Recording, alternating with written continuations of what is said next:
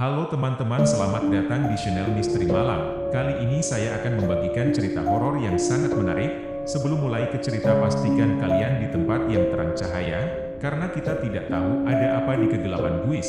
Mari kita ke cerita tanpa lama-lama guys. Halo teman-teman, pada kesempatan kali ini, saya akan menceritakan awal kisah santet yang dikirimkan oleh penolakan cinta. Aldo merupakan kisah sederhana tentang seorang pria yang mengalami penolakan cinta dari seorang wanita yang disukainya. Pada awalnya, Aldo merasa sangat tertarik pada seorang wanita dan berharap dapat menjalin hubungan yang lebih serius dengannya. Namun, ketika Aldo menyatakan perasaannya, wanita tersebut menolaknya dengan sopan. Aldo tentu saja merasa kecewa dan sedih atas penolakan itu. Cerita ini mengeksplorasi bagaimana Aldo berusaha menerima kenyataan dan melanjutkan hidupnya setelah ditolak oleh orang yang dicintainya. Zuni ialah yang menolak. Kisah cinta Aldo. Kisah horor yang dialami Zuni setelah menolak cinta Aldo. Zuni adalah seorang gadis yang menjalani kehidupan normal layaknya remaja pada umumnya. Ia tinggal bersama orang tuanya di sebuah rumah sederhana di pinggir kota. Suatu hari, Aldo, teman sekelasnya di kampus, menyatakan perasaan cintanya kepada Zuni. Namun, dengan berat hati, Zuni menolak cinta Aldo karena ia hanya menganggap Aldo sebagai seorang sahabat. Seminggu setelah penolakan itu, Zuni mulai mengalami kejadian-kejadian aneh yang membuatnya merinding ketakutan. Pada suatu malam yang sunyi, Zuni sedang duduk di ruang tamu rumahnya sambil menonton televisi. Tiba-tiba, ia mendengar ketukan pintu yang cukup keras. Zuni merasa heran karena tidak biasanya ada tamu pada malam hari seperti itu. Dengan rasa penasaran, Zuni melangkah menuju pintu depan dan membukanya. Namun, yang membuatnya terkejut adalah tidak ada seorang pun di balik pintu. Hanya kegelapan malam yang menyambutnya. Merinding, Zuni segera menutup pintu dan menguncinya kembali. Kejadian aneh itu terus berlanjut pada malam-malam berikutnya. Zuni kerap mendengar suara langkah kaki atau bisikan-bisikan samar di sekitarnya, meski ia sendirian di rumah. Ada kalanya, ia melihat bayangan samar melintas di sudut ruangan. Zuni mulai ketakutan dan menduga bahwa semua kejadian horor itu berhubungan dengan penolakan cintanya terhadap Aldo. Apakah Aldo melakukan semacam ritual atau mantra untuk menghantui Zuni? Atau mungkin ada kekuatan jahat lain yang mengincar Zuni setelah insiden penolakan itu? Dalam ketakutannya, Zuni mencoba berbagai cara untuk melindungi dirinya, seperti berdoa, meminta bantuan rohaniawan, hingga mencari informasi tentang cara mengusir hantu. Namun, kejadian-kejadian horor itu seolah tak pernah berhenti menghantuinya. Beberapa waktu setelah kejadian-kejadian horor menghantui Zuni, ia bertemu dengan Aldo di kampus. Aldo yang biasanya ramah dan ceria, kini berubah menjadi sosok yang sangat cuek dan dingin kepadanya. Ketika berpapasan di koridor, Zuni mencoba menyapa Aldo seperti biasa. Namun, Aldo hanya meliriknya sekilas dengan tatapan menusuk yang tak bersahabat. Ia bahkan tak membalas sapaan Zuni dan langsung berlalu begitu saja. Zuni merasa sangat terkejut dengan perubahan sikap Aldo yang begitu drastis. Ia tak habis pikir mengapa Aldo bersikap seolah-olah membencinya. Padahal, selama ini mereka adalah teman baik meski Zuni telah menolak cintanya. Dalam benaknya, Zuni menduga bahwa sikap cuek Aldo mungkin disebabkan oleh rasa kecewa dan sakit hati yang mendalam akibat penolakan cintanya. Mungkin Aldo memendam balas dendam dan ingin membuat Zuni merasa terdiskriminasi atas sikapnya yang tak bersahabat itu. Keadaan semakin diperparah dengan kejadian-kejadian horor yang terus menghantui Zuni. Ia mulai berpikir bahwa barangkali Aldo terlibat dalam hal-hal supranatural untuk menakut-nakutinya sebagai balas dendam. Zuni berusaha untuk tidak terlalu memikirkan sikap Aldo dan tetap fokus pada kuliahnya. Namun, di lubuk hatinya, ia merasa sedih karena persahabatan mereka seperti hancur begitu saja. Zuni berharap suatu hari nanti Aldo dapat memaafkannya dan kembali menjadi teman baiknya seperti dulu. Kan yang dialami Zuni dengan detail, pada suatu malam yang mencekam, Zuni terbangun dari tidurnya karena mendengar suara deritan dari arah lemari pakaiannya. Awalnya ia mengira itu hanya angin, tapi suara deritanya terdengar semakin jelas dan membuatnya merinding ketakutan. Dengan bermodalkan keberanian, Zuni memberanikan diri untuk turun dari tempat tidur dan melangkah mendekati lemari. Jantungnya berdegup kencang, keringat dingin membasahi pelipisnya. Perlahan, ia membuka pintu lemari dan terkejut bukan main melihat apa yang ada di dalamnya. Di sudut lemari, tampak sesosok bayangan hitam berwujud samar yang bergerak-gerak dengan cara mengerikan. Kedua matanya yang berwarna merah menyala menatap lurus ke arah Zuni dengan sorot yang begitu menakutkan. Makhluk itu mulai mengeluarkan suara geraman rendah yang membuatnya semakin bergidik ngeri. Zuni terpaku di tempatnya berdiri, kakinya seolah membeku tak bisa digerakkan. Ia ingin berteriak meminta tolong, tapi suaranya seakan tercekat di tenggorokan. Makhluk hitam itu perlahan merayap keluar dari lemari, semakin dekat ke arah Zuni dengan gerakan-gerakan aneh yang tak terdefinisikan. Aroma belerang yang menyengat tercium memenuhi ruangan, membuat Zuni terbatuk-batuk. Makhluk itu semakin mendekat, membuat Zuni akhirnya berhasil menjerit sekuat tenaga memanggil orang tuanya. Namun, ketika orang tuanya tiba dengan wajah cemas, makhluk mengerikan itu lenyap begitu saja dari hadapan Zuni. Seolah tak pernah ada di sana sama sekali. Hanya aroma belerang yang masih menggantung di udara. Zuni menangis histeris. Tubuhnya gemetar hebat karena masih syok dengan pengalaman traumatis tersebut. Orang tuanya berusaha menenangkannya, tapi Zuni masih ketakutan setengah mati. Ia merasa makhluk mengerikan itu akan kembali menghantuinya suatu hari nanti. Semenjak kejadian itu, Zuni hampir tak pernah bisa tidur nyenyak. Bayangan makhluk hitam dengan mata merah menyalanya. Pada suatu malam setelah pulang dari kampus, Zuni memasuki rumahnya dengan perasaan was-was seperti biasa. Kejadian horor yang dialaminya akhir-akhir ini benar-benar membuatnya trauma dan selalu merasa ketakutan. Setelah melepas sepatu dan merapikan tasnya, Zuni bergegas menuju kamar mandi untuk membersihkan diri. Ia menyalakan lampu dan menatap cermin wastafel. Wajahnya tampak lelah dengan lingkaran hitam di sekitar matanya, efek dari kurang tidur karena rasa takut yang menghantuinya. Sambil membasuh wajah, Zuni tiba-tiba mendengar suara kucuran air dari shower di belakangnya. Ia terperanjat kaget karena yakin tak menyalakan showernya. Jantungnya langsung berdebar kencang, firasat buruk menerpanya. Dengan gerakan perlahan, Zuni memberanikan diri untuk menoleh ke arah shower. Matanya terbelalak ngeri melihat sesosok bayangan hitam berdiri membelakanginya di sana. Tubuh Zuni langsung menegang ketakutan, mengingat bayangan serupa yang pernah dilihatnya di lemari. Makhluk itu mulai bergerak membalikkan tubuhnya menghadap Zuni dengan gerakan patah-patah yang mengerikan. Zuni dapat melihat kedua matanya yang merah menyala menatapnya dengan tatapan kosong yang menakutkan. Zuni membeku di tempatnya berdiri, nafasnya memburu, keringat dingin membasahi tubuhnya. Makhluk hitam itu mulai bergerak mendekat ke arahnya dengan suara deritan menyayat yang membuatnya bergidik ngeri. Dengan sisa keberaniannya, Zuni berteriak memanggil orang tuanya sekuat tenaga. Makhluk itu terus mendekat hingga jarak mereka hanya tinggal beberapa meter. Zuni bisa mencium aroma belerang menyengat yang sama seperti waktu itu. Tepat ketika makhluk itu hendak menggapainya, pintu kamar mandi terbuka dan orang tua Zuni muncul dengan wajah cemas.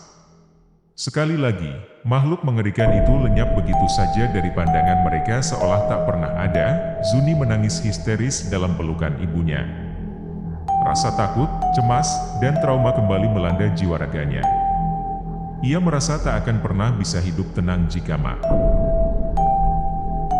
Setelah kejadian mengerikan di kamar mandi itu, Zuni masih menangis terseduh-seduh dalam pelukan ibunya. Ibunya berusaha menenangkannya sambil mengelus punggungnya dengan lembut. "Tenanglah, Zun. Ibu ada di sini." "Ceritakan pada ibu, ada apa sebenarnya?" tanya ibunya dengan nada khawatir.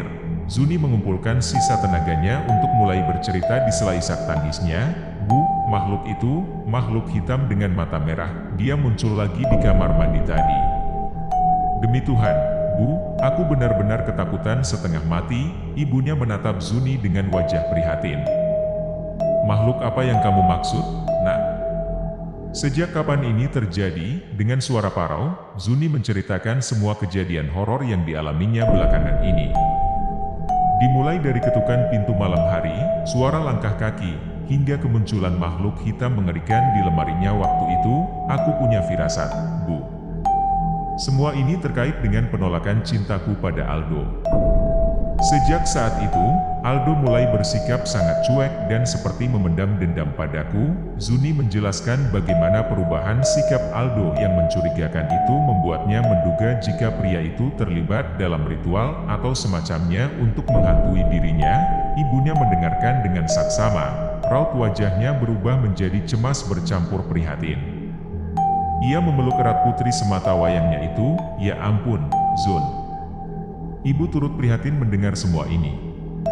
Ini pasti pengalaman yang sangat traumatis untukmu, ujar ibunya sambil menghapus air mata di pipi Zuni. Tapi ibu mohon, jangan tinggalkan iman dan kepercayaanmu kepada Tuhan. Masih ada kekuatan baik yang selalu menjagamu, nak. Kita akan cari cara untuk mengusir makhluk jahat itu. Zuni mengangguk lemah. Untuk sesaat, ia merasa sedikit lega karena telah membagi semua ketakutannya pada ibunya.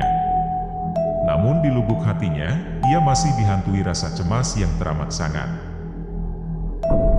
Keesokan harinya, Zuni terbangun dengan kondisi yang sangat tidak fit. Kepalanya terasa berat dan pening, badannya menggigil kedinginan meski selimut tebal membalutnya. Ia mencoba untuk bangkit dari tempat tidur, namun rasa pusing yang amat sangat memaksanya untuk kembali berbaring. Mendengar gerakannya, ibunya segera masuk ke kamar dan mendapati wajah Zuni yang pucat pasi.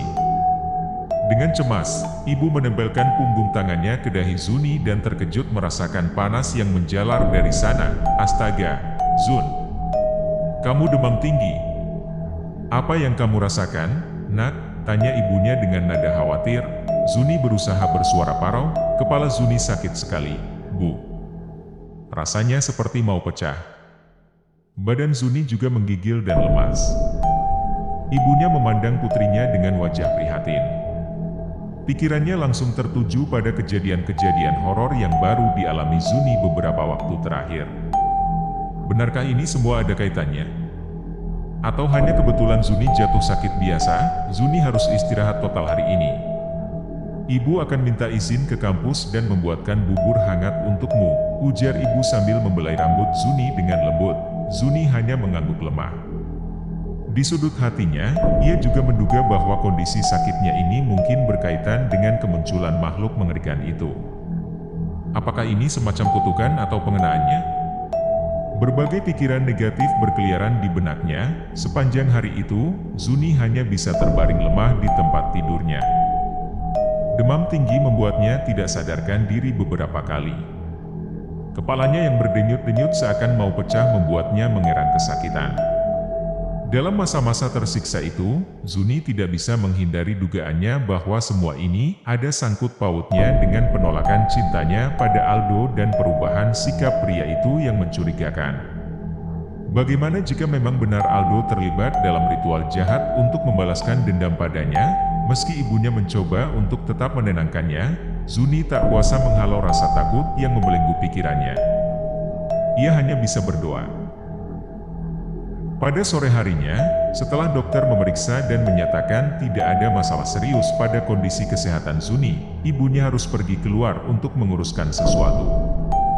Zuni pun tertinggal sendirian di kamarnya dalam keadaan masih lemas dan demam tinggi. Sambil berbaring, Zuni berusaha untuk memejamkan mata dan beristirahat. Namun, rasa pening yang teramat sangat di kepalanya membuatnya kesulitan untuk tertidur.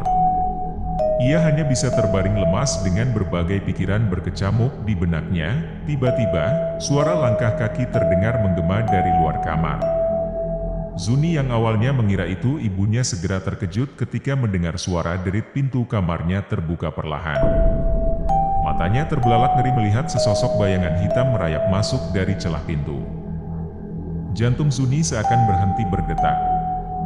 Rasa takut yang amat sangat menjalari seluruh tubuhnya yang masih lemas karena demam. Bayangan hitam itu mulai membentuk sosok makhluk mengerikan yang sudah dikenalnya. Dengan mata merah menyalanya yang menatap tajam ke arahnya, Zuni gemetar ketakutan. berusaha berteriak tapi tenggorokannya tercekat. Makhluk itu mulai bergerak mendekat ke arahnya dengan gerakan patah-patah yang mengerikan.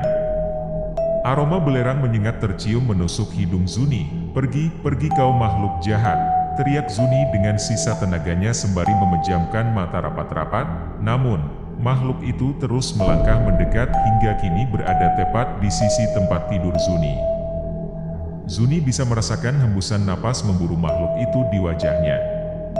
Sangat dekat dan terasa mengerikan. Ketika Zuni memberanikan diri membuka mata, ia melihat makhluk itu membuka mulutnya lebar-lebar, memamerkan gigi-gigi runcingnya yang menakutkan. Zuni menjerit histeris ketika makhluk itu hendak melayangkan cakarnya ke wajah. "Jangan sakiti anakku makhluk terkutuk!" teriakan keras menggelegar dari arah pintu kamar. Ibunya telah kembali dan menyaksikan kejadian mengerikan itu. Makhluk hitam itu seketika lenyap begitu saja.